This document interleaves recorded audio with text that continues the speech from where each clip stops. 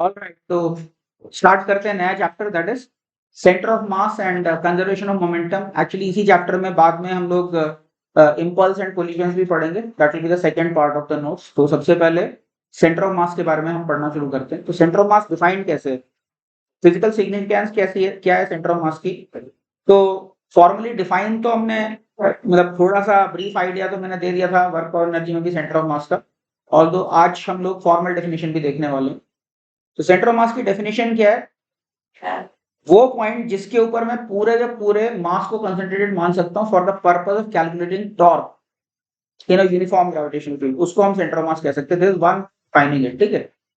और तरीका हो सकता है डिफाइन करने का, हम कह सकते हैं weighted average location of mass. तो ये दोनों डेफिनेशंस क्यों इक्विवेलेंट है वो भी अभी थोड़ी देर में देखते हैं। तो पढ़ते हैं क्या लिखा।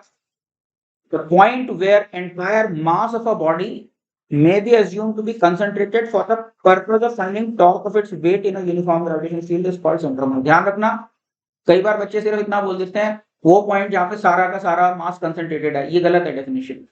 फॉर व्हाट पर्पस, पर्पस भी डिफाइन करना पड़ेगा। ऐसा थोड़ी ना कि किसी भी एक्सटेंडेड बॉडी को पॉइंट मास से हर पर्पस के लिए रिप्लेस कर सकते हो, you can't do that, moment of inertia zero हो जाएगा, इज इट नॉट।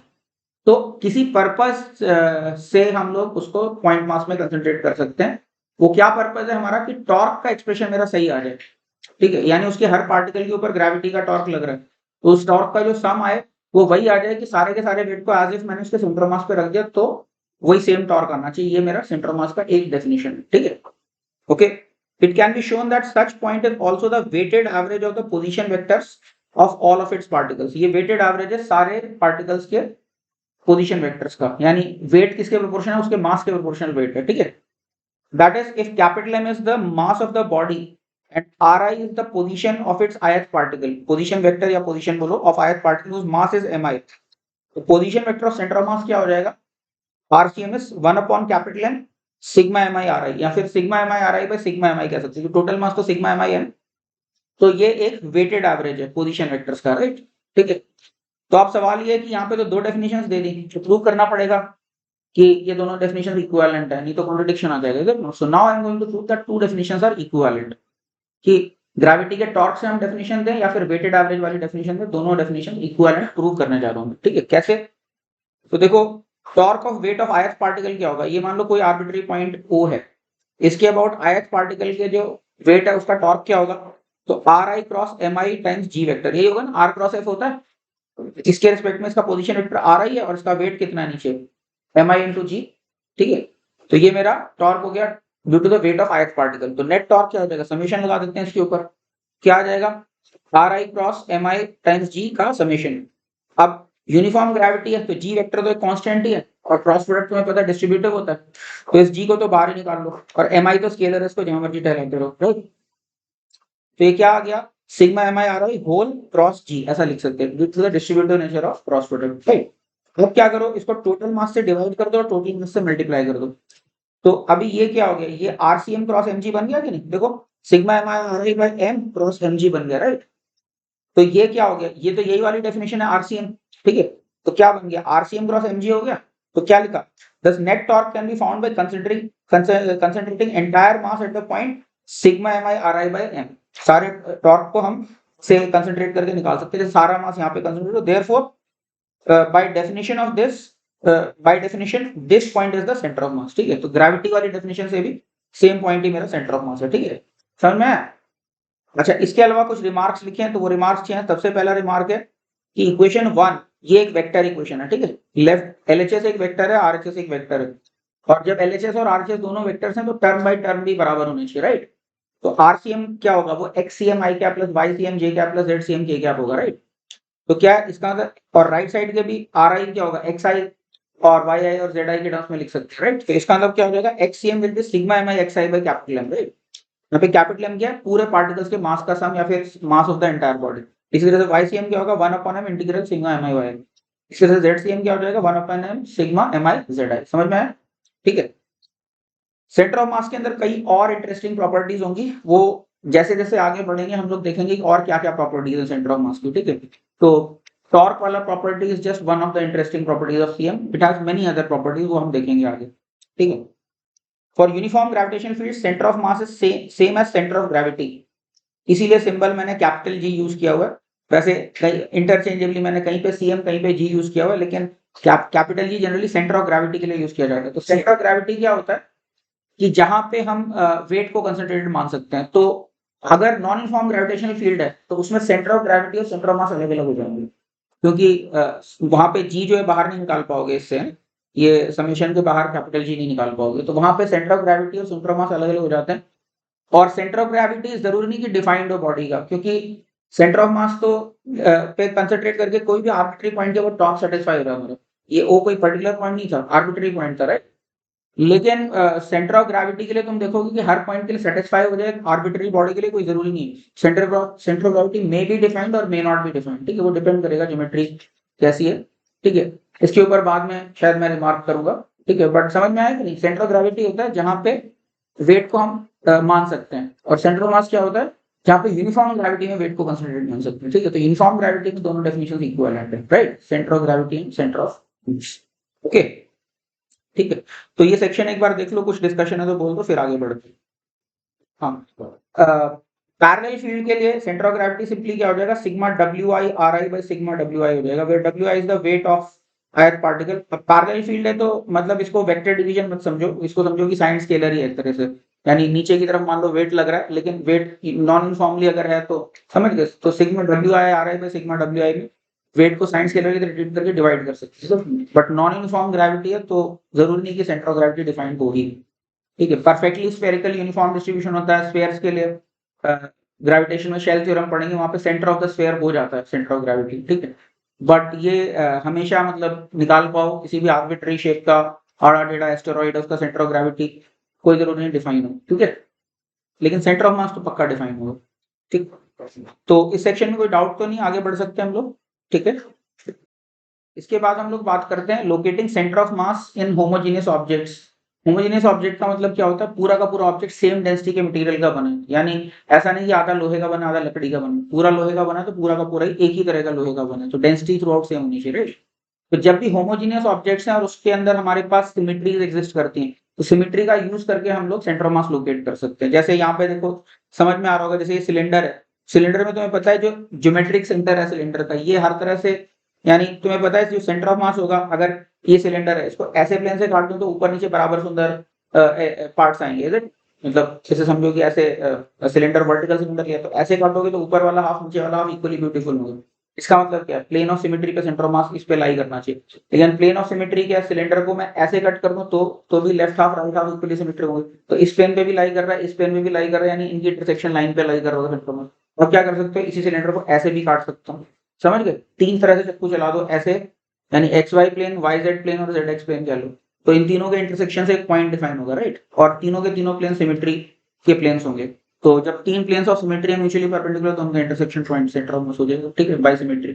तो सिलेंडर में ये ज्योमेट्रिकल सेंटर आ जाता है। ऐसे ट्राइंगल है इक्विलेटरल, तो इसमें ये भी सिमेट्री लाइन है, ये भी सिमेट्री लाइन है, दो सिमेट्री लाइंस का इंटरसेक्शन हमारा सेंटर ऑफ मास हो जाएगा, राइट। तो तीसरी in fact happens to pass through this, but दो सिमेट्री लाइंस हो गई तो काफी है प्लेनर बॉडी के लिए, दो सिमेट्री लाइंस के इंटरसेक्शन से सेंटर ऑफ मास मिल जाएगा। सर्कल है, इसमें ये डायमीटर के इंटरसेक्शन से सेंटर ऑफ मास मिल गया, ठीक है। ऐसे रेक्टेंगल है, तो रेक्टेंगल में actually these are not the symmetry lines, actually rectangle में ये और ये सिमेट्री लाइंस है, इनका intersection this is the centre of mass, right. ये ऐसे डॉटेड बना रखा है, but that's not to intend symmetry line, okay. Obviously square होता तो वो सिमेट्री लाइंस होती, बट रेक्टेंगल के लिए this and this are the symmetry lines, ठीक है। स्क्वायर के लिए ये दोनों सिमेट्री लाइंस है, इनका इंटरसेक्शन ये सेंटर ऑफ मास आ गया, राइट। इसके अलावा क्या होता है, there is something called symmetry about a point. Symmetry about a point क्या होता है, तो अगर मान लो मैंने ऐसे करके एस शेप का बॉडी बना दिया, दो सर्कल्स को वेल्ड करके मैंने एस शेप का बॉडी बना दिया, तो यहाँ पे अगर देखो तो लाइन ऑफ सिमेट्री नहीं है, लेकिन पॉइंट ऑफ सिमेट्री है। पॉइंट ऑफ सिमेट्री का मतलब क्या होता है, 180 degree opposite elements equally beautiful है। जब भी ऐसा होगा तो फिर जो पॉइंट ऑफ सिमेट्री है that itself will be the centre of मास, ठीक है। जैसे फॉर एग्जांपल मान लो ये कोन लिया, इस कोन के साथ में एज के साथ एक और दूसरा कोन वेल्ड कर दिया, ठीक है, और आइडेंटिकल कोन से होमोजीनियस है, तो फिर यही जो है पॉइंट ऑफ सिमेट्री मेरा सेंटर ऑफ मास हो जाएगा, जब भी मेरा होमोजीनियस बॉडीज है और सिमेट्री अबाउट अ पॉइंट है। समझ में आया कि नहीं। तो प्लेनर बॉडीज के लिए दो सिमेट्री लाइंस मिल गई तो पॉइंट लोकेट हो जाएगा, 3D बॉडीज के लिए तीन प्लेन्स ऑफ सिमेट्री मिल गए तो हमारा सेंटर ऑफ मास लोकेट हो जाएगा, ठीक है। और कर्व है तो उसमें लेफ्ट राइट सिमेट्री दिखी, जैसे स्ट्रेट लाइन ही है इसमें तो ये ट्रिवियल है, लेफ्ट और राइट सिमेट्री, तो यही सेंटर ऑफ मास हो जाएगा, राइट, ठीक है। क्या लिखा मैंने, For homogeneous objects, same material density everywhere, the center of mass can be easily located by considering the intersection of planes of symmetry. 3D objects में तो planes of symmetry होंगे, और lines of symmetry in 2D objects like circles, rectangle, isosceles triangle, etc. or point of symmetry for all kinds of objects where 180-degree opposite elements are equally beautiful. Okay. Some examples of locating CM by symmetry arguments are shown in the figure. ये हमको दिखा रखा है, ठीक है। कोन का कहाँ पे होगा, तो कोन का पूरी तरह से लोकेट नहीं कर पाओगे, लेकिन तुम्हारा सर्च नैरो हो सकता है। जैसे कोन अगर मैंने बना दिया, तुम्हें पता है कोन को ऐसे काटूंगा और फिर ऐसे करके ऐसे काटूंगा, तो इनके इंटरसेक्शन से मुझे पता है कोन का एक्सिस आ जाएगा। तो इतना जरूर है कि सेंटर ऑफ मास एक्सिस पे होगा, लेकिन अब एक्सिस पे एग्जैक्टली कहाँ होगा उसके लिए और तरीके मुझे देखने पड़ेंगे, ठीक। बट समझ आ रहा है, सर्च नैरो हो जाएगी सिमेट्री यूज करके। वैसे आइसोसेलेस ट्रायंगल है, इसमें इतना जरूर कह सकते हैं इस लाइन के ऊपर ही ढूंढने की जरूरत है, लेफ्ट राइट सिमेट्री है तो वहां पे एग्जैक्टली कहाँ है वो हम देखेंगे आगे, ठीक। I hope this much is clear to everybody, ठीक है। अच्छा, इसके बाद फिर अगला आइडिया क्या है, locating centre of mass using composite body method. तो कंपोजिट बॉडी मेथड क्या है, ये कुछ लोग इसको डिकम्पोजिशन भी बोलते हैं, लेकिन एक ही बात है, मैं कंपोजिट बॉडी मेथड बोलता हूँ। तो जैसे मान लो मेरे पास क्या है, एक ये रेक्टेंगल है, इस रेक्टेंगल में एक और रेक्टेंगल मैंने वेल्ड कर दिया, तो ये एल शेप की ज्योमेट्री बन गई। इसका सेंटर ऑफ मास मुझे ओवरऑल तो पता नहीं है, लेकिन मुझे इस रेक्टेंगल का अलग से पता है, इस रेक्टेंगल का अलग से पता है। तो मैं क्या कर सकता हूँ, डिकम्पोजिशन का मतलब क्या है कि इस रेक्टेंगल को इसके सेंटर पे कंसंट्रेट मान लो, इस वाले रेक्टेंगल को इसके सेंटर पे कंसंट्रेट मान लो, और उसके बाद इनको पॉइंट मासेस की तरह ट्रीट करके वही वाला फॉर्मूला लगा दो, क्या, sigma M I R I by sigma M I. तो अब तुम्हारे दिमाग में सवाल होगा कि सर इसका प्रूफ क्या है, why does this method work, क्यों किसी भी बॉडी को उसके सेंटर ऑफ मास पे रिप्लेस करके हम सेंटर ऑफ मास निकाल सकते हैं। तो कंपोजिट बॉडी मेथड का फॉर्मल स्टेटमेंट देखते हैं, उसका प्रूफ देखते हैं कि व्हाई डज दिस वर्क, ठीक है। मैंने लिखा क्या, स्टेटमेंट क्या है, when two or more bodies are joined to form a composite body for the purpose of calculating capital G, each body may be assumed to be concentrated at its own center of mass, concentrated होना चाहिए, concentrated at its own center of mass. This can be shown as follows. तो अब ये मान लो ये एक rigid body है, एक रिजिड बॉडी है, ठीक है। इसके ith पार्टिकल का मास है mi और पोजीशन वेक्टर है ri, और इसके jth पार्टिकल का मास है mj और पोजीशन वेक्टर है rj। इसका टोटल मास m1 है और इसका टोटल मास m2 है, ठीक है। तो इनका भी कंपोजिट बॉडी मेथड के हिसाब से देखते हैं, मतलब वो मेथड तो क्या प्रूव कर रहे हैं। तो सेंटर मास की डेफिनेशन से इसका टोटल सेंटर मास कहाँ पे होगा, sigma M I R i plus sigma m j r j divide by m1 plus m2, यही होगा सेंटर मास का लोकेशन बाय बेसिक डेफिनेशन, ठीक है। अब क्या कर सकते हो, इस वाले टर्म को m1 से मल्टीप्लाई और डिवाइड कर दो, और इस वाले टर्म को m2 से मल्टीप्लाई और डिवाइड कर दो। तो क्या लिखा, इस वाले टर्म को मैंने लिख लिया m1 से मल्टीप्लाई कर दिया और नीचे m1 से डिवाइड कर दिया, ठीक है, कर ही सकते हैं। इसी तरह से इस वाले टर्म को m2 से मल्टीप्लाई कर दिया और m2 से डिवाइड कर दिया। तो अब ये क्या बन गया, ये m1 टाइम्स RCM1 बन गया, ठीक है। नहीं, sigma M I R i m1 क्या हो गया, फर्स्ट बॉडी का सेंटर मास का लोकेशन, राइट। ऐसे ये क्या हो गया, इस सेकंड बॉडी के सेंटर मास का लोकेशन। तो क्या बन गया, m1 RCM1 plus m2 RCM2 divide by m1 plus m2। तो ये कैसे बिहेव कर रहा है, जैसे ये पूरा बॉडी इसके खुद के सेंटर मास पे और ये पूरा बॉडी इसके खुद के सेंटर मास पे, ऐसे बिहेव कर रहा है। तो डिकम्पोजिशन में यही है, हर एक बॉडी को अपने अपने सेंटर मास पे पॉइंट मास की तरह रख के फिर हम सेंटर मास निकाल सकते हैं, ठीक है। समझ में आ गया, ठीक है। अच्छा, डिकम्पोजिशन के मेथड में एक चीज है, नेगेटिव मास का भी एक कॉन्सेप्ट है। मतलब कई जगह हम क्या कर सकते हैं, एक्चुअली नेगेटिव मास कुछ होता नहीं है, लेकिन अगर मान लो डिस्क में से मैंने इतना काट दिया, तो इसको क्या मान सकता हूँ, जैसे मान लो इस पूरी डिस्क का मास m है, तो कटे हुए पार्ट का अगर ये r/2 रेडियस का काट दिया तो इसका मास m/4 होगा, ठीक है। नहीं, अगर काटने से पहले पूरी डिस्क का मास m था, तो जो काटा है पोर्शन उसका मास m/4 होगा। तो मैं क्या मान सकता हूँ कि जो बची हुई डिस्क है जिसका मास 3m/4 है, उसको मैं मान सकता हूँ it's a composite of two masses, एक m पॉजिटिव मास की डिस्क और दूसरा -m/4 मास की ये वाली डिस्क, या फिर m/4 नेगेटिव मास की डिस्क। तो you can think of it as a composite of a positive mass and a negative mass, और उसके बाद फिर कंपोजिट बॉडी मेथड लगा सकते हैं नेगेटिव मास के साथ भी। समझ में आया कि नहीं, that's just a mathematical construct. इसका मतलब ये नहीं कि नेगेटिव मास एग्जिस्ट करता है, but it's just a mathematical way of dealing with the problems. तो डिकम्पोजिशन में you can also decompose into negative mass zones, ठीक है। समझ में आई बात की नहीं, तो इसका यूज करके हम लोग कैलकुलेट कर पाएंगे, ठीक है। तो अभी इसी पे बेस्ड एक सिंपल सा क्वेश्चन देखते हैं, क्या लिखा है, the sphere of radius r/2 is hollowed out from a solid sphere of radius r। तो ये r रेडियस का स्फीयर था, इसमें से r/2 रेडियस का स्फीयर मैंने हॉलो आउट कर दिया, ठीक है। फिर क्या पूछा, find the coordinate of CM of the net geometry with respect to the shown origin. ये चीज देखो, इतना तो समझ में आता है, सिमेट्री से इसी लाइन के ऊपर, यानी सेंटर टू सेंटर जो ज्वाइनिंग लाइन है इसी के ऊपर सेंटर मास होना चाहिए।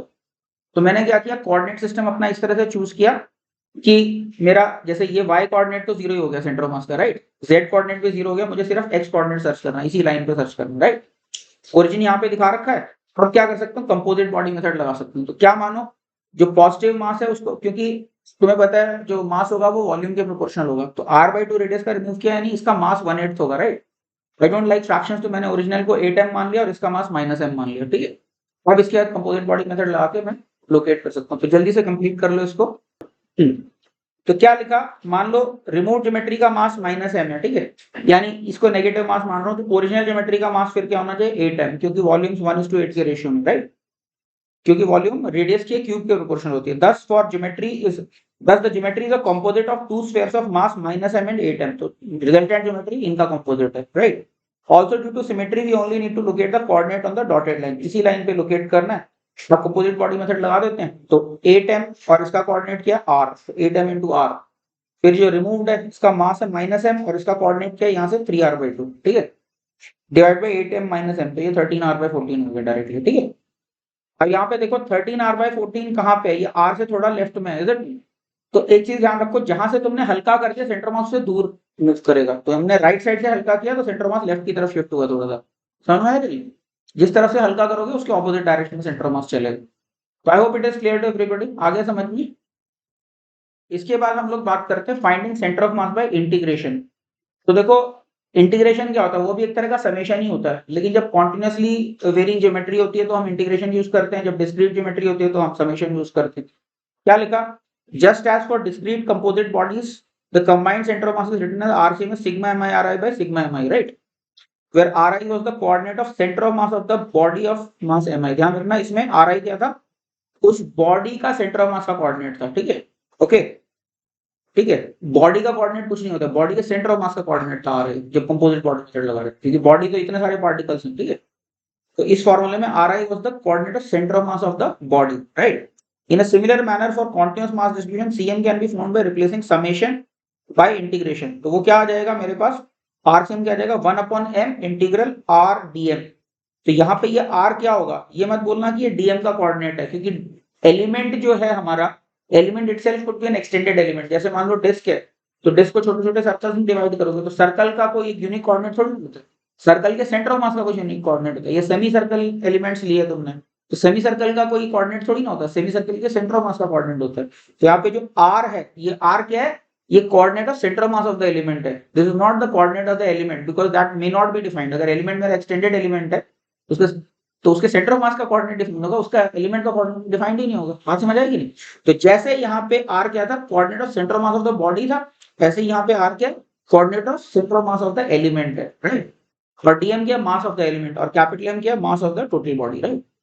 तो here dm is the mass of the element and r is the coordinate of center of mass of the element, ठीक है, and m is the total mass।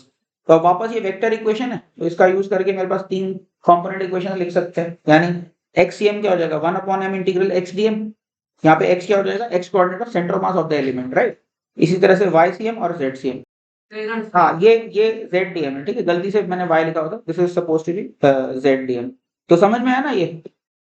तो अभी जो हमने मेथड सीखा इसको अभी अप्लाई करते हैं, ठीक है। तो सबसे पहले देखते हैं centre of mass of a circular arc. इसी सर्कुलर आर्क का सेंटर ऑफ मास मुझे कैलकुलेट करना है, ठीक है। तो क्या करता हूँ, इतना तो समझ में आता है कि सर्कुलर आर्क के बाइसेक्टर पे कहीं कहीं ना कहीं पे होगा, is it not, it should be somewhere on the bisector, but where exactly on the bisector that I need to locate, right. तो मैंने क्या किया, इसके बाइसेक्टर से फाई एंगुलर पोजीशन पे d5 एंगुलर थिकनेस का एलिमेंट ले लिया, ठीक है।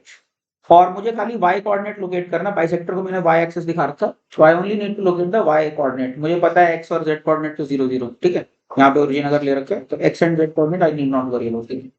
तो y कोऑर्डिनेट के लिए क्या करना है, तो फाई एंगुलर पोजीशन पे d5 एंगुलर थिकनेस का एलिमेंट लिया। अब इसका मास क्या होगा, अगर मान लो इसका टोटल मास m है, तो इसका मास क्या होगा, मास पर unit angle into angle of the element, right. तो this mass is going to be m upon पूरा एंगल जो है मेरा 2 थीटा है, ठीक है। आर्क का टोटल एंगल मैंने क्या लिया, 2 थीटा। तो इसका मास क्या हो जाएगा, m upon 2 theta into d5, right, unitary method. Mass पर यूनिट एंगल तो कांस्टेंट ही है ना, होमोजेनियस वायर है मेरी, ठीक है।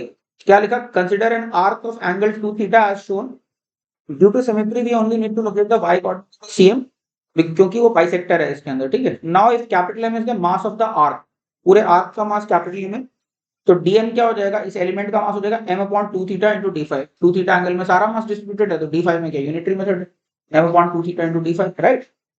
और y coordinate of the centre of mass क्या हो जाएगा, अब ये तो पॉइंट मास जैसा ही बिहेव कर रहा है, इसका वर्टिकल कोऑर्डिनेट क्या हो जाएगा, r cos phi हो जाएगा, राइट। तो y की जगह r cos phi पुट कर देंगे और dm की जगह m/2 theta into d5 put कर देंगे, राइट। अब ycm क्या है, 1/m इंटीग्रल y dm, तो पुट कर दो वैल्यूज, तो 1/m as it is, r cos phi y की जगह डाला और इधर m/2 थीटा इंटू d5 डाला, ठीक है। अब ये सब कांस्टेंट्स तो बाहर निकालो, इंटीग्रेशन cos phi d5 बचेगा, राइट। और माइनस थीटा से प्लस थीटा, क्यों, बाइसेक्टर से देखो, ये माइनस थीटा क्लॉकवाइज डायरेक्शन में फाई और d5 दिखा रहे हैं, तो anticlockwise angles will be considered as negative. That's why integration limits will be from minus theta to plus theta, समझ में आया? तो माइनस थीटा से प्लस थीटा इसको इंटीग्रेट किया, तो अभी क्या, cos phi का इंटीग्रेशन sin phi आएगा, तो sin theta minus minus sin theta, तो 2 sin थीटा बन जाएगा, समझ में आया? तो वही किया हुआ, ठीक है। क्या आ गया मेरे पास, r sin theta upon theta आ गया, राइट, ठीक है। ये मेरा YCM आ गया, where theta is the semi vertex angle कह सकते हो, या 2 theta is the vertex angle, तो याद रहेगा ना, ये समझ गए। तो सेमी सर्कुलर वायर का मेरे पास सेंटर ऑफ मास आ गया, ठीक है। अगर not semi circle, basically arc का आ गया। सेमी सर्कल के लिए क्या करोगे, सेमी सर्कल के लिए तुम थीटा को π/2 डाल दो, तो सेमी सर्कल का कहाँ पे आ जाएगा, 2r/π पे आ जाएगा, थीटा को π/2 डाल दो, तो ये याद रखना, ठीक है। सेमी सर्कल का ज्यादातर यूज होता है, वैसे तो आर्क का भी याद रखना, बट सेमी सर्कल बहुत ज्यादा यूज होता है। तो सेमी सर्कल का कहाँ पे, सेमी सर्कुलर वायर का, ठीक है, डिस्क का बाद में निकालेंगे। सेमी सर्कुलर वायर का कहाँ पे, 2r/π पे सेंटर ऑफ मास। क्लियर है सभी को, ठीक है, इसमें कोई डाउट तो नहीं किसी को? इसके बाद हम लोग बात करते हैं centre of mass of triangular lamina. तो लैमिना वर्ड जस्ट एक फ्लैट सरफेस के लिए एक फैंसी वर्ड है। लैमिना का मतलब होता है फ्लैट है बस, ठीक है। तो circle is a circular lamina, समझ गए, जो फ्लैट सर्कल है that's a circular lamina. Sphere का surface is not a lamina. Lamina मतलब कोई भी फ्लैट पेज में से काट सकते हैं इसको, ठीक है, फ्लैट पेज में से। तो ट्रायंगुलर लैमिना मतलब ये ट्रायंगल ही है एक्चुअली, ठीक है, लेकिन बीच में भरा हुआ है, समझो शीट है ये पूरी की पूरी। तो मैं अभी क्या प्रूफ करने वाला हूँ कि सेंटर की ट्रायंगल का जो सेंटर ऑफ मास है, यानी ट्रायंगुलर लैमिना का जो सेंटर ऑफ मास है, वो मीडियंस के इंटरसेक्शन पे होता है। ये मैं प्रूव करने जा रहा हूँ, ठीक है। तो कैसे प्रूव करेंगे वो भी ध्यान से देखते जाओ। क्या लिखा, consider a triangular lamina as shown, we will show that CM lies on the intersection of the medians, यानी सेंट्रॉइड पे। तो अब क्या किया मैंने, ये जो ABC ट्रायंगल है इसकी मैंने एक मीडियन ड्रॉ कर ली, ठीक है। और मैंने एक्स एक्सिस कैसे डिफाइन कर लिया, मीडियन के परपेंडिकुलर, इसको तो एक्स एक्सिस बोल दिया और इसको मैंने वाई एक्सिस बोल दिया, ठीक है। अब देखो यहाँ पे अगर मैं इसको पतली पतली स्ट्रिप्स में काट लूं, इनफाइनिटेसिमल स्ट्रिप्स में काट लूं, तो ये तो रॉड शेप के हैं स्ट्रिप्स सारे, तो हर एक रॉड का जो सेंटर ऑफ मास है उसके मिड पॉइंट पे लाई करेगा, इज इट नॉट? तो इसको मान लो तुमने 1 मोल स्ट्रिप्स में से काट लिया, तो पूरी की पूरी 1 मोल स्ट्रिप्स का जो एक्स कोऑर्डिनेट है सेंटर मास का वो 0 है, राइट। हर एक स्ट्रिप का एक्स कोऑर्डिनेट 0 है कि नहीं, बोलो। हर एक स्ट्रिप के सेंटर ऑफ मास का एक्स कोऑर्डिनेट 0 आ जाएगा तुम्हारा, राइट। इसका मतलब क्या है, sigma M I X I by sigma M I करोगे तो वो भी 0 ही आ जाएगा, इज इट नॉट? खूब सारे जीरोस का सम तो 0 ही होगा। इसका मतलब क्या है, यानी इसका सेंटर ऑफ मास का कोऑर्डिनेट एक्स कोऑर्डिनेट 0 है, एक्स कोऑर्डिनेट 0 इसका मतलब वाई एक्सिस पे लाई कर रहा है, राइट। जो वाई एक्सिस तो मेरी मीडियन है, समझ में आया आर्गुमेंट? ठीक है, तो क्या लिखा, consider the triangle being divided into infinitesimal strips as shown, ऐसे खूब सारे पतले पतले स्ट्रिप्स में तोड़ लिया। The CM of each of these strips lies on the median AD, हर एक का individual centre of mass median पे लाई कर रहा है, ठीक है ना, बराबर लेफ्ट राइट पार्ट बराबर होंगे मीडियन से, ठीक है, okay. Thus x coordinate of center of mass of each strip is 0, तो HCM क्या 1/m sigma m xi वो भी 0 हो गया, ठीक है, because each xi is 0 जैसे दिख रहा फिगर से। The CM must lie on the median AD, इतना तो प्रूव कर दिया। AD पे तो लाई कर रहा है, इस वाली मीडियन पे तो लाई कर रहा है, तो इस वाली मीडियन पे लाई कर रहा है, तो ऐसी ऐसी स्ट्रिप बना लो, तो इस वाली मीडियन पे भी लाई कर रहा है, समझ लो इंटरसेक्शन ऑफ मीडियंस पे लाई कर रहा है, राइट, ठीक है। Similarly, CM must also lie on the other median, therefore CM of the triangular lamina must lie at the intersection of the medians पे, इस मीडियन पे भी लाई कर रहा है, इस पे भी लाई कर रहा है, तो इंटरसेक्शन पे लाई कर रहा है। और मीडियंस के इंटरसेक्शन की जो प्रॉपर्टी होती है, मीडियंस जो होती हैं वो जो सेंट्रॉइड होता है वो 1:2 के रेशियो में डिवाइड करता है, ये ज्योमेट्री में पड़ी होगी प्रॉपर्टी। और इसका मतलब ये भी है कि अगर ट्राइंगल की टोटल ऑल्टीट्यूड की हाइट h है तो सेंटर मास की हाइट h/3 हो जाएगी, सिमिलर ट्राइंगल से देख सकते हो तुम, ठीक है। यानी ऐसे ऑल्टीट्यूड ड्रॉ करोगे तो ये तुम्हारा 2:1 के रेशियो में, तो वर्टिकल हाइट भी 2:1 के रेशियो में होगी, राइट। तो ऑल्टीट्यूड की हाइट अगर h है तो सेंटर ऑफ मास कितनी हाइट पे होगा, h/3 हाइट पे होगा, समझ गए। तो ट्राइंगल का कोई भी आर्बिट्ररी ट्राइंगल हो, स्केलिंग आइसोसेलेस इक्विटोरियल राइट जैसा मर्जी हो, हर एक का बेस से h/3 हाइट पे सेंटर ऑफ मास होता है, वो किसी भी साइड को बेस मान सकते हो, ठीक है। ठीक है, तो क्या लिखा मैंने, since the centroid divides the medians in the ratio 1:2, it can be seen from similarity that seeing lies at 1/3 of the height of the altitude of any side। तो ये प्रूफ देख लो, अगर इसमें कुछ डाउट है तो बोल सकते हैं। इसके बाद हम कहते हैं हम डिस्कस करते हैं किसी सर्कल के सेक्टर का सेंटर ऑफ मास कहाँ होगा। ठीक है, this is different from arc. Arc में तो खाली वायर थी, अभी क्या है, ये लैमिना है, समझ गए, सेक्टर की शेप का लैमिना है, इसका सेंटर ऑफ मास मुझे निकालना है। तो देखो कन्वेंशनली टेक्स्ट बुक्स में क्या अप्रोच रहती है वो भी बताता हूँ, और फिर मैं एक स्मार्टर अप्रोच भी बताता हूँ तुमको। कन्वेंशनल अप्रोच क्या होती है, इसको आर डिस्टेंस पे डी आर थिकनेस के छोटे छोटे सर्कुलर आर्क्स में डिवाइड कर लेते हो। आर्क का तो तुमको पता है सेंटर ऑफ मास, तो इंटीग्रेशन से कर सकते हो, ठीक है। But I am going to tell you something smarter than that. क्या, इसको instead of dividing into circular arcs, you divide it into isosceles triangle. छोटे छोटे आइसोसेलेस ट्रायंगल से डिवाइड कर सकते हो कि नहीं। और आइसोसेलेस ट्रायंगल अगर तुमने बनाया तो उसके बेस से h/3 हाइट पे होगा, इज इट। तो इसका मतलब क्या, हर एक ट्रायंगल को क्या कर सकते हो, अगर ये r रेडियस का मेरा सेक्टर है तो इसके हर एक सेक्टर को क्या कर सकते हो, सब सेक्टर जो बनाया है उसको 2r/3 2r/3 2r/3 पे कंसंट्रेट कर सकते हो, इज इट। तो इसका मतलब क्या, पूरा का पूरा 2r/3 का आर्क ही बन गया, इज इट। समझ में आई बात की नहीं। अभी प्रूफ किया ना, ट्रायंगल का कहाँ पे होता है, 2/3 फ्रॉम द वर्टेक्स होता है आइसोसेलेस ट्रायंगल का, तो समझ में आया। तो ये पूरे के पूरे सेक्टर को हमने क्या किया, एक आर्क में कन्वर्ट कर दिया, कितने रेडियस के, 2/3 रेडियस के आर्क में कन्वर्ट कर दिया, समझ में आया। तो फिर तो खत्म है, तो आर्क का फॉर्मूला तो पता ही है, उसको 2/3 से मल्टीप्लाई करोगे तो सेक्टर का आ गया, समझ में आया।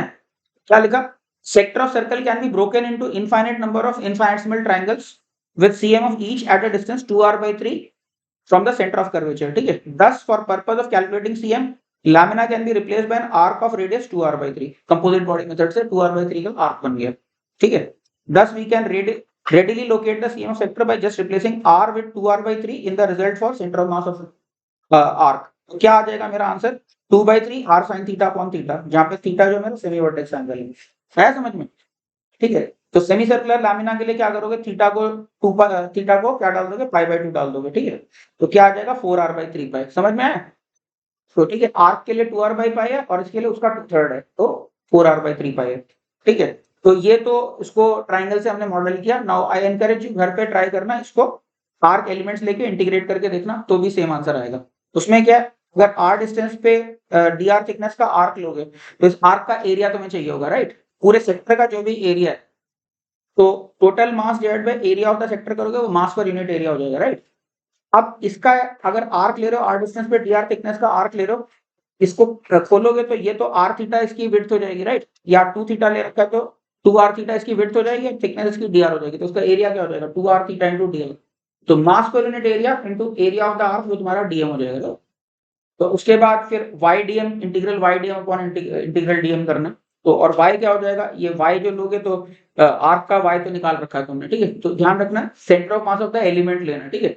यहाँ पे एक और मिस्टेक होती है, बच्चे क्या करते हैं, आर्क एलिमेंट तो बना लेते हैं लेकिन आर्क का सेंटर ऑफ मास यही ले लेते हैं, ये स्मॉल आर लिया तो स्मॉल आर पे ही ले लेते हैं, स्मॉल आर नहीं ले सकते। यहाँ पे तुम्हें वो वाला आर्क का सेंटर ऑफ मास का फॉर्मूला यूज करना पड़ेगा, वो नीचे है कहीं, राइट, ठीक है। यहाँ पे नहीं ले सकते, आर डिस्टेंस पे डी आर थिकनेस का अगर लिया है आर्क, तो ये this is not the centre of mass, centre of मास इससे नीचे कहीं पे, वो कहाँ पे, वो पहले जो फॉर्मूला लिखा है r sine theta upon theta वाला जो फॉर्मूला, राइट। समझ में आया कि नहीं। तो इसको मैं चाहता हूँ घर पे दोबारा से इसको इंटीग्रेशन से भी ट्राई करना, ठीक है। I hope this method is absolutely clear to everybody. सीधे सीधे हमें हमारा काम होगा, कुछ ज्यादा एनर्जी खर्च नहीं है हमारी, ठीक है, जस्ट यूजिंग द ट्राइंगल। इसके बाद देखो कोनिकल शेल का मुझे अगर सेंटर ऑफ मास निकालना है, वापस देखो इसमें जो ट्रेडिशनल अप्रोच तुम्हें किताबों में टेक्स्ट बुक्स में मिलेगी, वो अप्रोच क्या है, यहाँ पे y डेप्थ पे dy थिकनेस का सर्कल बनाते हैं, फिर उसका सेंटर ऑफ मास लिखते हैं, फिर उसको इंटीग्रेट करते हैं y varying from 0 to total height of the cylinder. यानी इस ऐसे बना लो, तो y हाइट पे dy थिकनेस का रिंग लोगे, उसका mass unit area into area of the ring लिखोगे, फिर 0 से लेके h तक इंटीग्रेट करोगे, तो वो ट्रेडिशनल अप्रोच है। लेकिन वापस यहाँ पे मैंने एक स्मार्ट काम किया, मैंने उसको अवॉइड कर दिया। क्या किया मैंने, ये जो मेरा कोन था, हॉलो कोन है पहली बात तो, ठीक है, कोनिकल शेल की हम लोग बात कर रहे हैं, तो कोनिकल शेल को क्या कर सकते हो, ऐसे ऐसे वापस आइसोसेलेस ट्रायंगल्स इसके स्लांट हाइट पे चक्कू चला चला के आइसोसेलेस ट्रायंगल्स में तोड़ सकते हो, राइट। और हर आइसोसेलेस ट्रायंगल का सेंटर ऑफ मास कहाँ पे होगा, वो स्लांट हाइट के 12/3 पे होगा, इज इट नॉट। समझ में आ रही है बात नहीं। तो इसका मतलब क्या, पूरा का पूरा कोन जो है मेरा एक सर्कल से रिप्लेस हो जाएगा, जो वर्टिकल डेप्थ जिसकी क्या हो जाएगी, यानी स्लांट ये हाइट तो 12/3 हो जाएगी, और वर्टिकल डेप्थ भी तुम देख सकते हो सिमिलर ट्राइंगल से, अगर ये तुम्हारा 12/3 है और टोटल हाइट h है तो ये 2h/3 हो जाएगा, इधर तो वर्टेक्स से 2h/3 पे आ जाएगा सेंटर ऑफ मास। है समझ में? सिमिलर ट्रायंगल से है ना, स्लांट डिस्टेंस 2l/3 है तो सिमिलर ट्रायंगल से दिख रहा है ना। ये जो हो जाएगा, अगर टोटल 2h है, सॉरी टोटल h है, तो ये वाला ट्रायंगल और ये वाला ट्रायंगल सिमिलर दिख रहे हैं, तो ये 2l/3 है तो ये 2h/3 है, अगर वर्टिकल टोटल हाइट h है तो। समझ में? तो कोई इंटीग्रेशन करने की जरूरत नहीं पड़ी हमें। बाकी इंटीग्रेशन मेथड भी है इसका, उसमें क्या करते हो, वाई डेप्थ पे dy थिकनेस का एलिमेंट लेते हो। अभी इस एलिमेंट लेने में भी एक चीज ध्यान रखनी पड़ती है, जब इसका एरिया ले रहे हो ना, तो एरिया में वर्टिकल हाइट से नहीं मल्टीप्लाई करोगे। एक तो मान लो ये एंगल थीटा है और ये तुमने h डेप्थ लिया या y डेप्थ लिया, तो इसका रेडियस तो y tan थीटा होगा, तो कट करके अगर खोलोगे तो सरकमफ्रेंस तो उसकी 2 पाई y tan थीटा आएगी, ठीक है। लेकिन जो विड्थ है वो dy नहीं होगी, ध्यान रखना, वो dy sec थीटा होगी। क्यों? क्योंकि देखो स्लांट हाइट लेनी है तुम्हें, सोच के देखो, थोड़ा एग्जैजरेट देखो ध्यान से। तो ये तुम्हारा वर्टिकल से देखोगे ये एंगल थीटा है, तो वर्टिकल हाइट dy है, तो स्लांट हाइट क्या हो जाएगी, dy sec थीटा हो जाएगी। समझ में आ रही बात नहीं? तो एरिया लिखते टाइम बच्चे इसमें गलती करते थे जब एलिमेंट बनाते हैं।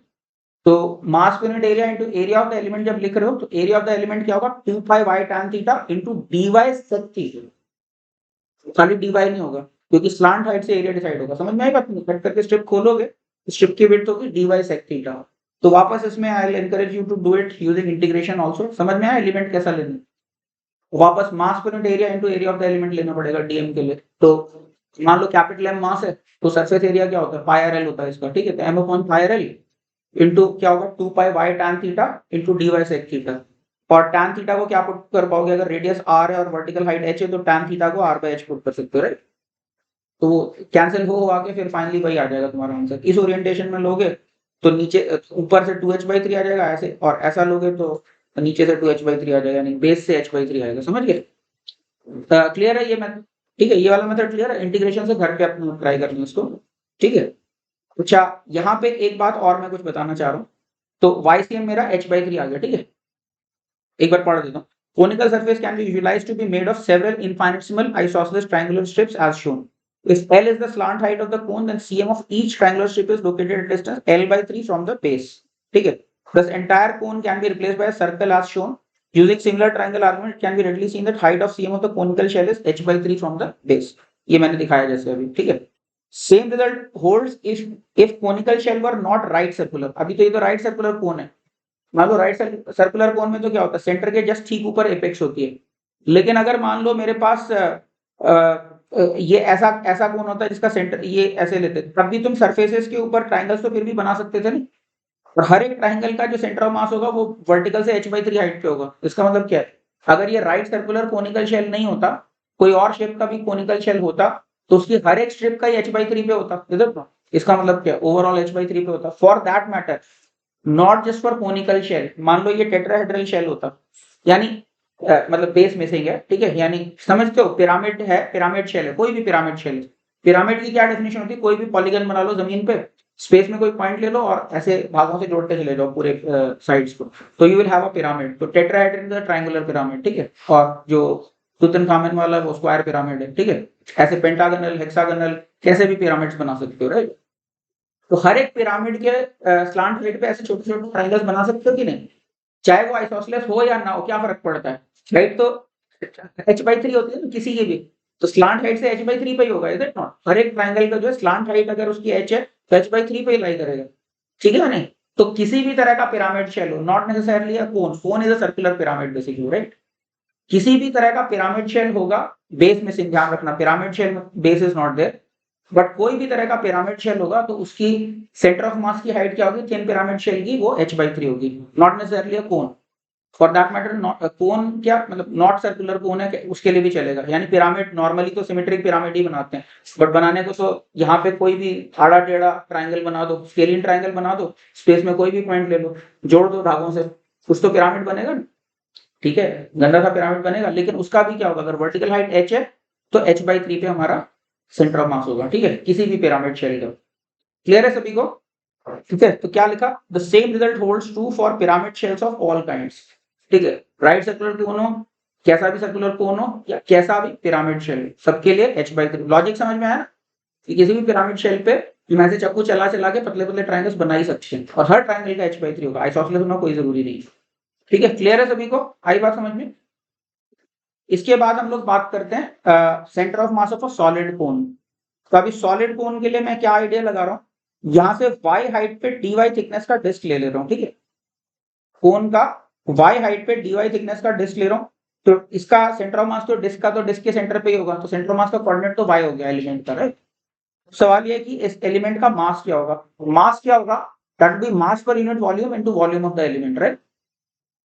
अब इस एलिमेंट का वॉल्यूम क्या होगा, तो ये एलिमेंट तो डिस्क शेप का है, तो रेड तो बेस का एरिया इनटू हाइट कर सकते हैं, right. Base area into dy कर सकते हैं। तुम लोग बोलोगे सर ये तो फ्रस्टम है, डिस्क का है, थोड़ा तो फ्रस्टम जैसा है, लेकिन चक्कर क्या है, ये dy कितना छोटा है, बहुत छोटा है। अगर तो मैं dy बहुत लार्ज ले लूं तो तुम्हें पता है कि इतना सारा एरर आ जाएगा मेरा, अगर इसको डिस्क की तरह ट्रीट करूंगा तो, राइट। लेकिन अगर मैं dy छोटा करूंगा तो ये एरर और छोटा हो गया, फ्रैक्शनल एरर और छोटा हो गया, is it. In the limit dy is tending to zero, तो ये फ्रैक्शनल एरर भी will go to zero.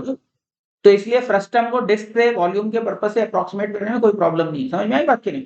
Because how small is dy is tending to zero, so your error will go to zero while estimating the volume, so I can always do, ये क्या होगा, पाई y tan theta, इसका radius क्या होगा, y tan theta होगा, तो इसका base area क्या हो जाएगा, pi y square tan square theta into dy, ये इसका वॉल्यूम हो जाएगा, approximately, not approximately, in the limit dy tending to zero को एग्जैक्टली बोल सकते हो एक्चुअली। अगर dy 10 to the power minus 1000 है लेटर से, या 10 to the power minus 1 mole type का है लेटर से, ठीक है, तो फिर एग्जैक्ट ही है वो, उसमें कोई फ्रैक्शनल एरर नहीं।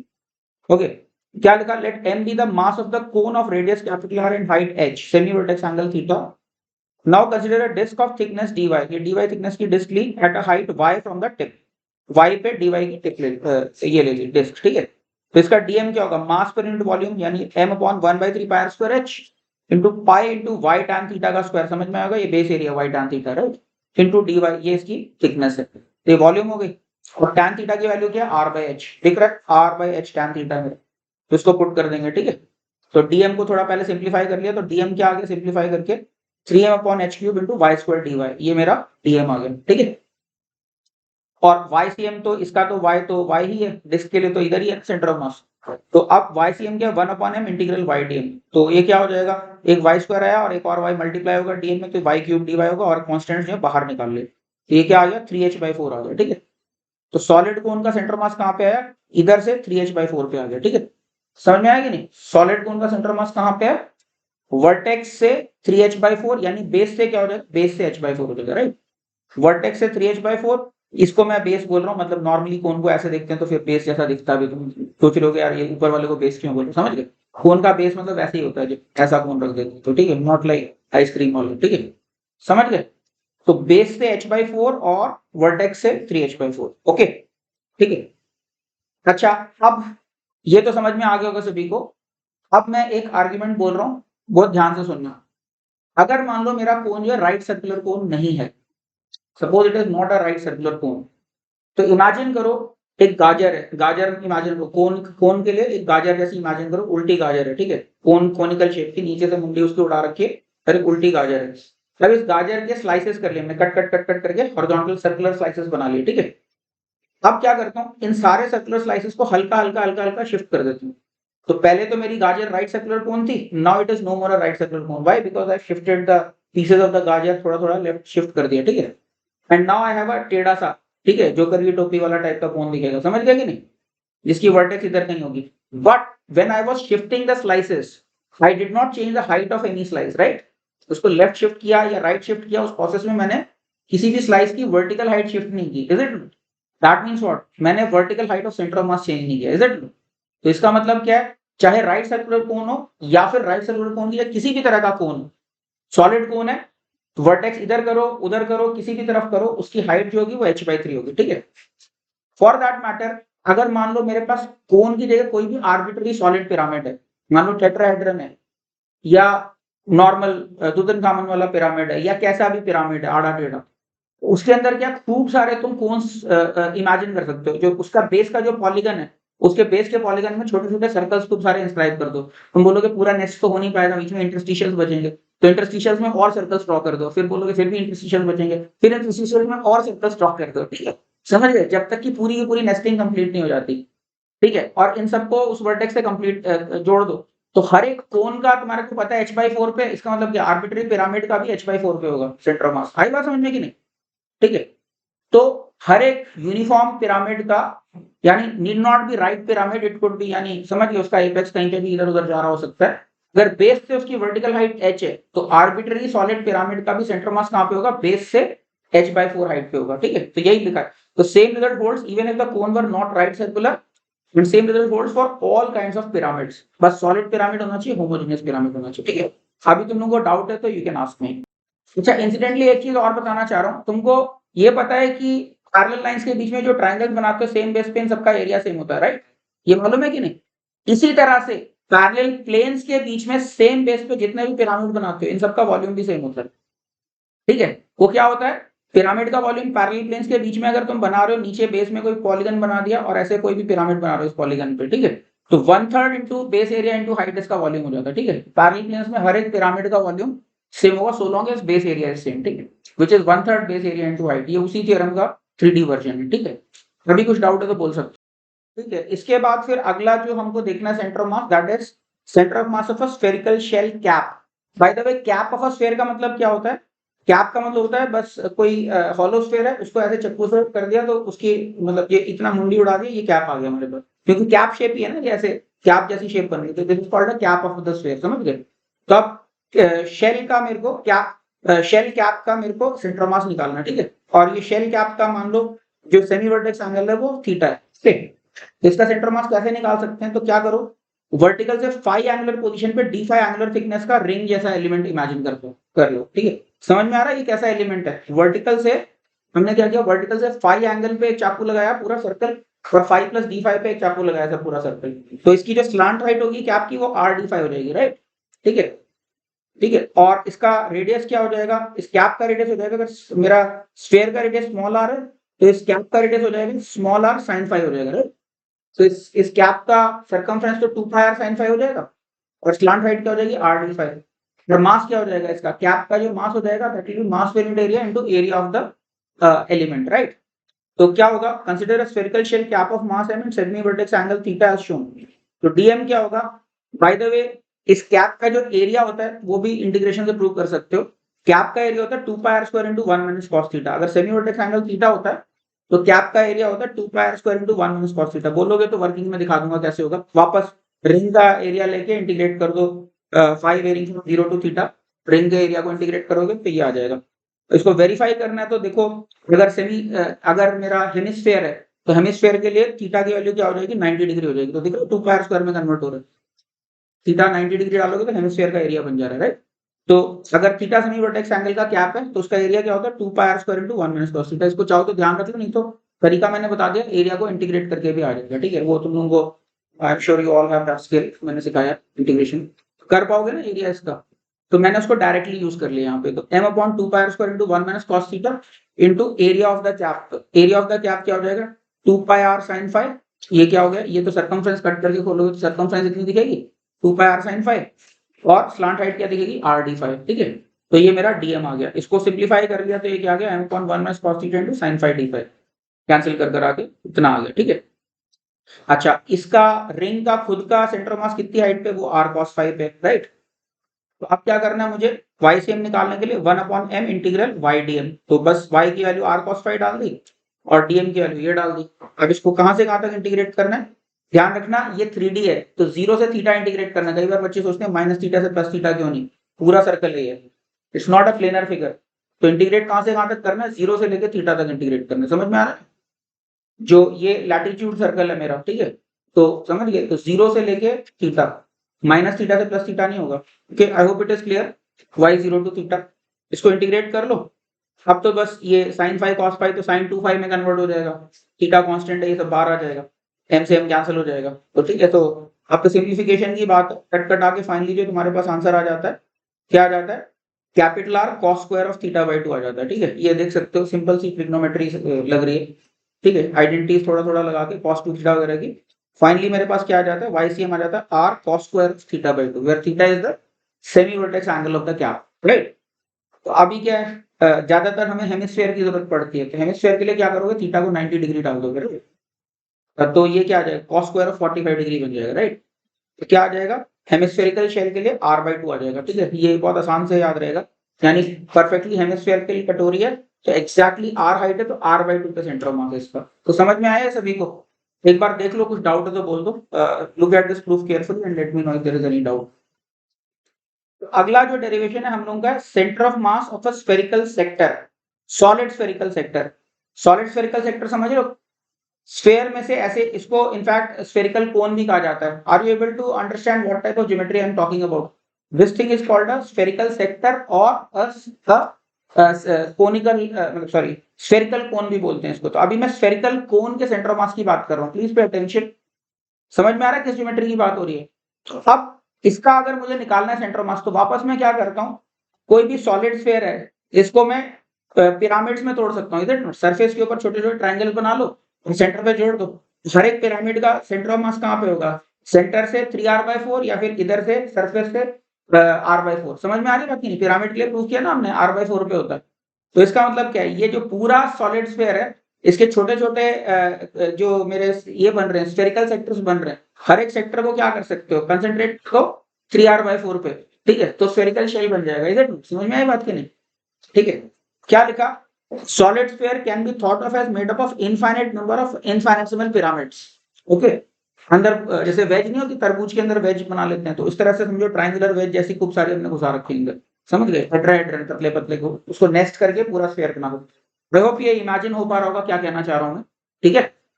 Okay, infinite number of infinitesimal pyramids, see the figure for visualisation.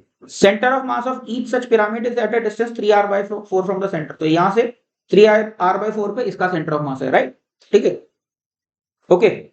In a similar manner, a spherical sector can also be visualized made up of several pyramids with their common tip at the center of curvature of the sphere. तो ये जो spherical sector है, तो इसको भी इसके अंदर छोटे छोटे ट्राइंगल ऐसे इमेजिन कर सकते हो, राइट? तो इसका मतलब क्या है, ये जो पिरामिड है इसको इसके 3r/4 पे पॉइंट मास से रिप्लेस कर दो। ऐसे अगला पिरामिड है, इसको इसके 3r/4 से। समझ में आ रहा है? सारे के सारे जो पॉइंट मासेस हैं वो 3r/4 डिस्टेंस पे आ जाएंगे, और उससे मतलब क्या है, ये स्फेरिकल शेल में कन्वर्ट हो जाएगा। बात समझ आई कि नहीं? यानी कैप में कन्वर्ट हो जाएगा। ये स्फेरिकल सेक्टर है, it will get converted into a cap, ठीक है? शेल कैप में कन्वर्ट हो जाएगा, और उस कैप का रेडियस आर की जगह क्या हो जाएगा, 3r/4। और कैप का तो फॉर्मूला मैंने निकाल रखा है ना, तो बस क्या करना है, उसको 3/4 से मल्टीप्लाई कर देंगे। इधर आर को 3r/4 से रिप्लेस कर देंगे तो इसका फॉर्मूला आ जाएगा। आई hope it is making sense. समझ में आया कि नहीं? ठीक है, तो क्या लिखा? हाँ, तो ठीक है। In similar manner, a spherical sector can be visualized as made up of several pyramids with their common tip at the center of curvature of the sphere. Now, if each of these infinitesimal pyramids is replaced by a point mass of the distance 3r/4 from the center, we end up getting a spherical shell cap of radius 3r/4. Shell cap बन जाएगी, right? And semi-vertex angle theta. ठीक है? Thus, we can find the CM of spherical cone by simply replacing r by 3r/4 in the previous result. तो जो हमारा cap का result आया उसमें r को 3r/4 से रिप्लेस कर देंगे, ठीक है? क्या आ गया स्फेरिकल कोन के लिए? वहां पे r cos square theta by 2 था, तो इसका क्या हो जाएगा, 3/4 r cos square theta by 2, right? ठीक है नहीं? अच्छा, हेमिस्फेरिकल शेल का कहां पे आया था, r/2 पे आया था। तो सॉलिड हेमिस्फीयर का कहां आएगा, 3/4 से मल्टीप्लाई कर दो, क्या आ गया, 3r/8 पे आ गया। तो जो भी मेरा शेल कैप का फॉर्मूला उसको 3/4 कर देंगे तो स्फेरिकल कोन का, मेरा सॉलिड स्फेरिकल कोन का सेंटर ऑफ मास आ जाएगा। ठीक है, एक बार देख लो, कोई डाउट है तो बोल सकते हो, फिर आगे बढ़ते हैं। Bye the way, solid hemisphere को जो टेक्स्ट बुक्स देखोगे उसमें कैसे करते हैं वो भी मैं बता देता हूँ। टेक्स्ट बुक वाला मेथड क्या है, सॉलिड हेमिस्फीयर को यहाँ से y हाइट पे dy थिकनेस की डिस्क ले लेते हैं हम लोग। y हाइट पे dy थिकनेस की डिस्क लेके अब इसका वो इंटीग्रल y dm कर सकते हो। अब इस डिस्क का खुद का मास निकालना है, तो मास पर unit volume into volume of the disc करोगे। अब यहाँ पे क्या है, ऊपर से अगर ये थीटा एंगल ले रखा है तो इस डिस्क का खुद का रेडियस क्या हो जाएगा, y tan थीटा हो जाएगा, राइट? अगर यहाँ से थीटा लिया है तो यस, तो ये y है तो this will be y tan theta, right? Pi y square tan square theta तो इसका बेस एरिया हो जाएगा, और dy इसकी वर्टिकल हाइट हो जाएगी। उसके बाद थीटा में इंटीग्रल बना के इंटीग्रेट करके कर सकते हैं, काम कर सकते हैं, ठीक है? या फिर दूसरा तरीका होता है हेमिस्फीयर का निकालने का। इस हेमिस्फीयर को पतले पतले शेल्स में, हेमिस्फेरिकल शेल्स में तोड़ लेते हैं, और हेमिस्फेरिकल शेल के YCM का हमने फॉर्मूला निकाला हुआ पीछे, ठीक है? तो वो पुट करके फिर इसको इंटीग्रेट करके हेमिस्फेरिकल सॉलिड हेमिस्फीयर का हम निकाल सकते हैं, ठीक है? तो I encourage you to complete that proof at home. दोनों तरह के एलिमेंट से कर सकते हो। सॉलिड हेमिस्फीयर को डिस्क एलिमेंट्स में तोड़ तोड़ के निकालना, और दूसरा क्या है, हेमिस्फेरिकल शेल एलिमेंट्स में तोड़ तोड़ के निकालना है। शेल का कहाँ पे होता है, r/2 पे, हेमिस्फेरिकल शेल का r/2 पे होता है, राइट? और डिस्क का तो डिस्क के सेंटर पे ही होता है। तो ये दो तरीके से भी तुम लोग होमवर्क की तरह से कर सकते हो। ठीक है, क्लियर है ना हेमिस्फेरिकल का ऑल्टरनेट मेथड। ठीक है, although I like this method more than anything else. ठीक है, समझ गए, क्योंकि कुछ करना ही नहीं पड़ा हमको यहाँ पे। Incidentally just a side point, ये जो नेस्टिंग वाला लॉजिक दिया ना मैंने, इसका यूज करके तुम स्फीयर का वॉल्यूम भी कैलकुलेट कर सकते हो और स्फीयर का सरफेस एरिया पता है। क्यों? क्योंकि इसको पतले पतले पिरामिड्स में तोड़ रहे हो। पिरामिड का वॉल्यूम कितना होता है? 1/3 बेस एरिया इंटू हाइट होता है। तो इसका क्या हो जाएगा? 1/3 इंटू ये एरिया ऑफ ट्राइंगल इंटू ये आर, राइट। तो अभी क्या है, उसको समेशन लगाओगे तो सारे एरियाज का सम आ जाएगा, वो 4πr² आ जाएगा। और उसको r/3 से मल्टीप्लाई करना है, 1/3 r से मल्टीप्लाई करना है, तो 4πr² इंटू r/3 कितना आ गया? 4/3 पायर क्यूब आ गया है। समझ में आई बात की नहीं? सरफेस एरिया का 1/3 इंटू ये रेडियस। आई होप ये समझ में आया वॉल्यूम कैलकुलेट करने का तरीका, है ना। तो ऐसे स्फीयर के सरफेस एरिया से स्फीयर का वॉल्यूम कैलकुलेट कर सकते हैं, राइट। इसके बाद हम लोग बात करते हैं centre of mass of a rod with mass density proportional to x to the power n। तो ये कोई रॉड है, यहाँ पे ओरिजिन पे मास डेंसिटी 0 और जैसे जैसे आगे जा रहे हो x to the power n के साथ इसकी लीनियर मास डेंसिटी बढ़ती जा रही है। ठीक है, हैवी होती जा रही है रॉड आगे जाके। क्या लिखा? Consider rod of length l whose linear mass density varies as lambda is equal to lambda naught into x/l to the power n। ठीक है, तो x इक्वल टू l पे लैम्डा नॉट हो जा रही है और x इक्वल टू 0 पे 0 है ये। ठीक है, और x to the power n के साथ ये बढ़ती जा रही है, राइट। तो अब xcm क्या होगा? 1/m integral xdm, right. अब क्या करो, x डिस्टेंस पे dx थिकनेस का एलिमेंट ले लो, तो इस एलिमेंट का सेंटर ऑफ मास का कोऑर्डिनेट तो x ही हो जाएगा, राइट। और dm क्या हो जाएगा? मास पर unit length into length of the element, right. तो ये क्या लिखा मैंने? ये मास पर यूनिट लेंथ तो तुम्हारा क्या हो गया? Lambda naught into x/l to the power n into dx। ये तुम्हारा क्या हो गया? इतना dm हो गया। dm ये xcm हो गया, ठीक है। तो ये तो न्यूमरेटर आ गया। और टोटल मास के लिए क्या किया? इंटीग्रल ऑफ लैम्डा dx किया हुआ है, ठीक है। तो लैम्डा ये क्या है? मास पर यूनिट लेंथ इनटू dx। तो ये क्या है? नीचे dm लिखा है, ठीक है। तो ये क्या लिखा है? Integral xdm upon integral dm लिखा हुआ है। समझ में आ रही बात की नहीं? Integral xdm upon integral dm। Total mass क्या है? इंटीग्रल dm ही है ना। अब इसको कैलकुलेट करोगे तो तुम्हें दिख रहा है लैम्डा नॉट तो खत्म होने वाला दिख रहा है, राइट। कैलकुलेट करोगे, इंटीग्रेशन करोगे तो x to the power n+1 यहाँ पे उसका integration x to the power n+2 में जाएगा। तो यहाँ x to the power n तो इसका n+1 में जाएगा। तो फाइनली कैलकुलेट करोगे तो सिंप्लीफाई होकर क्या आ जाता है? इस इंटीग्रेशन को xcm आ जाता है n+1 upon n+2 into l, right. अब यूनिफॉर्म रॉड है तो n की वैल्यू 0 होगी तो l/2 पे आ जाएगा। यूनिफॉर्म रॉड का होता भी l/2 पे, राइट। और अगर x टू द पावर 1 के प्रोपोर्शनल डेंसिटी है तो क्या आ जाएगा? n को 1 डालोगे तो 2/3 l पे आ जाएगा, राइट। तो अभी यहाँ पे देख सकते हो, अभी इसको मैं यूज करने वाला हूँ, ठीक है। तो before I use this formula एक रिजल्ट बताने जा रहा हूँ। ये अब किताबों में मत ढूंढना, मैंने नाम उसका दिया है पिचकू थ्योरम, ठीक है। पिचकू थ्योरम एक कॉमन सेंस थ्योरम है। क्या बोलता है? किसी बॉडी को ऐसे डिफॉर्म करो, ऐसे पिचकाओ ताकि उसके पार्टिकल्स का कोई कोऑर्डिनेट चेंज ना हो रहा हो, कोई पर्टिकुलर कोऑर्डिनेट चेंज ना हो, तो सेंटर ऑफ मास का भी वो कोऑर्डिनेट चेंज नहीं होगा। फॉर एग्जांपल ये कोन है, लेट अस से कोनिकल शेल है, तो इसको पिचकाऊं मैं, अगर इसके पार्टिकल्स को कोलैप्स करके मैं एक्स एक्सिस पे ही ले आऊं तो एक रॉड बन जाएगी, राइट। तो पिचको थ्योरम क्या कहती है कि पिचकाने के प्रोसेस में पार्टिकल्स का एक्स कोऑर्डिनेट तो तुमने मेंटेन ही किया हुआ है, हर एक पार्टिकल का एक्स कोऑर्डिनेट मेंटेन किया हुआ है, तो इसका सेंटर ऑफ मास का एक्स कोऑर्डिनेट सेम रहने वाला है, राइट। लेकिन अभी होगा क्या? कोन को अगर तुम पिचका के रॉड बनाओगे तो ये जो रॉड बनेगी इसकी जो मास डेंसिटी होगी वो x टू द पावर 1 के प्रोपोर्शनल होगी। सोचो क्यों? क्योंकि यहाँ देखो x डिस्टेंस पे इसका रेडियस कितना है, ये अगर मान लो थीटा है तो x tan थीटा इसका होगा ना रेडियस। इसका मतलब number of particles on this circumference किसके प्रोपोर्शनल होगी? 2πx tan थीटा के proportional, right. So the number of particles collapsing on this is proportional to x, right. tan theta तो एक कांस्टेंट ही है। Number of particles, if you collapse the entire conical shell on this, so number of particles collapsing will be proportional to what? x to the power 1, right? तो इसका मतलब क्या है? ये जो रॉड बनेगी x to the power 1 के proportional वाली रॉड बनेगी, तो उसका सेंटर मास कहाँ पे हो जाएगा? 1 + 1 अपॉन 1 + 2 इंटू l, राइट। तो 2/3 l पे आएगा। ये वही रिजल्ट है जो अभी थोड़ी देर पहले प्रूव किया था। आया समझ में कि नहीं? पिचका देंगे इसको तो x to the power 1 की रॉड बन जाएगी। इसी तरह से अगर सॉलिड कोन है, सॉलिड कोन है तो यहाँ पे नंबर ऑफ पार्टिकल्स जो होंगे इसके डिस्क के एरियाज के प्रोपोर्शनल होंगे, राइट। तो x डिस्टेंस पे अगर यहाँ पे डिस्क लेंगे तो डिस्क का रेडियस तो x tan थीटा है, राइट। तो इस डिस्क का एरिया क्या होगा? πx² tan square theta, right. तो number of particles collapsing on the axis अगर सॉलिड कोन है तो that will be proportional to x²। Making sense? x² के proportional number of particles collapse होंगे। इसका मतलब जो रॉड बनेगी कोलैप्स करने के बाद उसकी mass density x to the power 2 के प्रोपोर्शनल होगी, राइट। तो इसका मतलब सेंटर ऑफ मास कहाँ पे होगा? n+1 अपॉन n+2 करना है और n की जगह अभी 2 डाल दोगे तो क्या आ जाएगा? 3/4 आ जाएगा, राइट। 3/4l। और ये वही रिजल्ट है अभी सॉलिड कोन के लिए जो हमने देखा था। बेस से L/4 और टॉप से 3L/4 L जो है वो उसका H की तरह से काम कर रहा है। समझ में आई बात कि नहीं? तो ये जो फॉर्मूला यूजफुल है हम लोगों का, ठीक है? तो या फिर ट्राइंगल ही है लेटस से, मान लो ट्राइंगल का ही पता करना है, ये मान लो कोई आइसोसेलेस ट्राइंगल है, या कैसा भी ट्राइंगल है, उसकी ऑल्टीट्यूड देख रहे हो लेटस से, ये ऑल्टीट्यूड है। तो h हाइट इसकी ऑल्टीट्यूड की, आप सारे पार्टिकल को कोलैप्स करोगे तो दिख रहा है x टू द पावर 1 के प्रोपोर्शनल नंबर ऑफ पार्टिकल्स इकट्ठे होंगे, देखो। क्योंकि ये tan थीटा 1 और tan थीटा 2, तो x tan theta 1 plus x tan theta 2, समझ में आ रहा है? तो ट्राइंगल की अगर ऑल्टीट्यूड कुछ भी h है, तो number of particles collapsing will be proportional. यहाँ से अगर x डिस्टेंस लिया तो x के proportional, x to the power 1 के प्रोपोर्शनल पार्टिकल्स कोलैप्स होंगे, राइट? तो फिर क्या होगा, 1 + 1 अपॉन 1 + 2, तो क्या आ जाएगा, 2/3h आ जाएगा, राइट? तो वर्ड एपेक्स से 2/3h है, तो बेस से h/3 है, ये भी वापस वही वाला रिजल्ट है, समझ गए कि नहीं?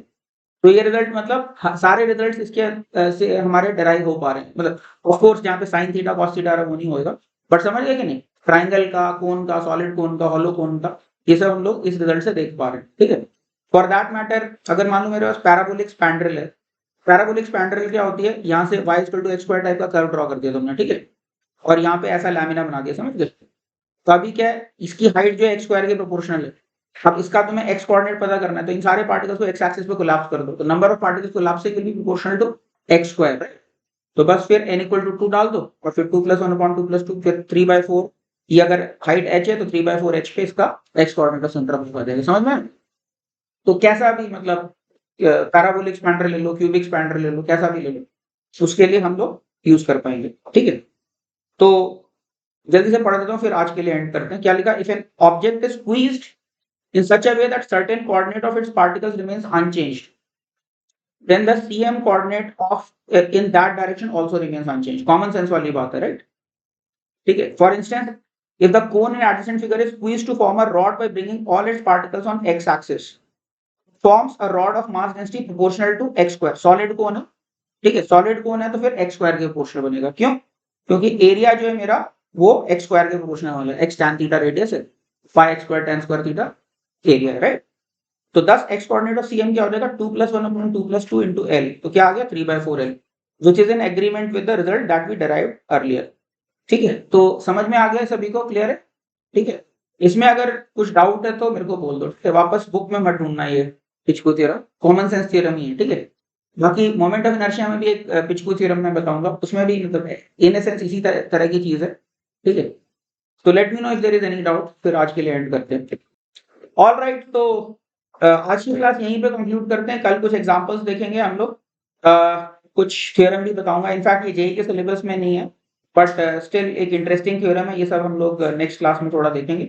And then will see some more centre of mass, और उसके बाद फिर motion of centre of mass पे चलेंगे। तो ये सारी कहानी कल देखते हैं, ठीक? So this is it for today's class, thank you.